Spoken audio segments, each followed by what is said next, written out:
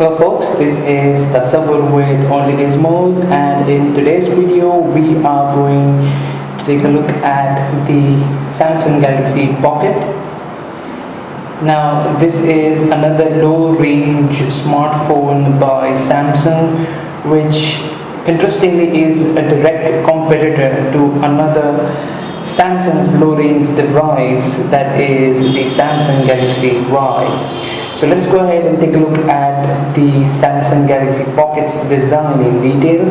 So taking a look on the front of the device, you have the call speaker on the top, and right below it you have a 2.8-inch capacitive screen.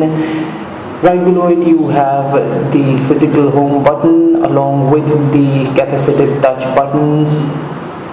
Now taking a look on the left hand side of the device, you have the volume control keys here. On the right hand side you have the power button, which also acts as the screen lock button. There is no dedicated camera shutter key. Taking a look on the back of the device, you have a 2-megapixel camera along with a speaker placed right next to it, so there is no flash as well. On the top of the device, you have a 3.5mm jack along with a micro USB port, which is covered. So there is nothing on the bottom. So let me just go ahead and peel this up. So peeling off the back cover is very easy because of the slot marked for inserting your fingernail and pulling it off. So Samsung has provided a 1200 mAh battery with the device. And here you can see. So this was the Samsung Galaxy Pocket's design. Although it's fully made of plastic, it doesn't feel really cheap. The matte finish at the back enhances your grip on the device. The Galaxy Pocket feels very compact in the hand and light in the pocket as well. So we like the design of the device.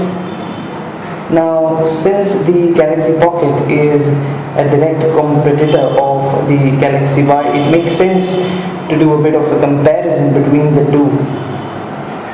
So for starters, we will directly start with the display on the device, which is a 2.8-inch capacitive display with a resolution of 240 by 320, which is quite similar as what you have on the Galaxy Y. But then here on the Galaxy Pocket, the screen size is 2.8, whereas it was 3-inch on the Galaxy Y. And because of that, the pixel density has increased on the Galaxy Pocket, which has slightly enhanced the visibility experience on the Galaxy Pocket. The viewing angles on this device are a bit better than you had on the Galaxy Y.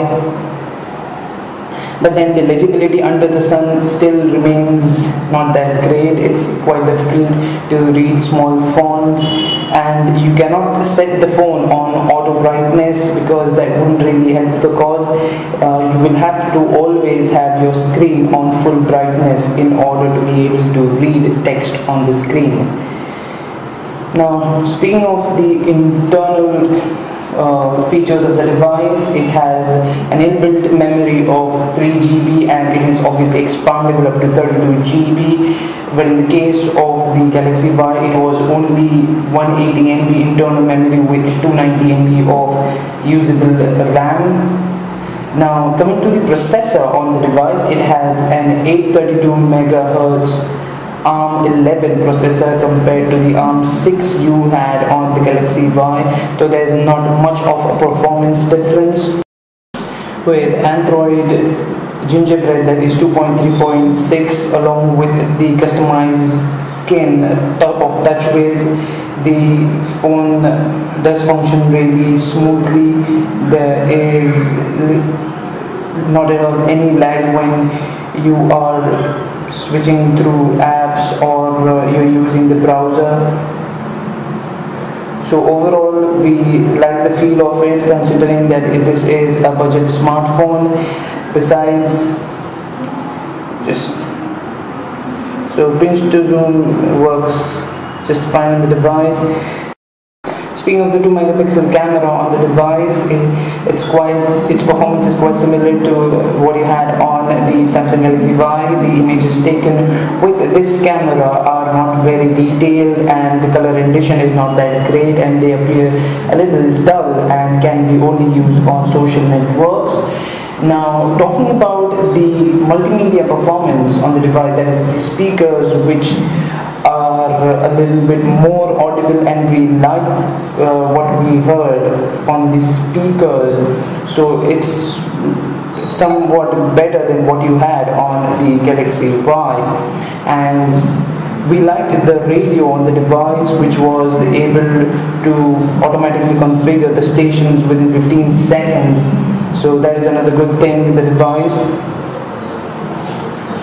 Now, coming to the connectivity options, it has a host of options for a low budget smartphone. As you can see here, it has got Wi-Fi, Bluetooth 3.0, GPS, and USB 2.0. And it's important that you have all these connectivity options in your drop down menu, so it helps you quickly access and toggle between your connectivity options. So overall, the device is smooth, and considering that this is a low budget feature smartphone, it's great with the set of features that it has. And when compared to the Samsung Galaxy Y, it certainly has proved to be better. We loved the design of this device. It feels great in the hand, and it's currently priced at rupees 8,000 in the market, so it should be available at a best price of around 7.5, that is 7,500 rupees. So this was the server with only gizmos. Thank you so much.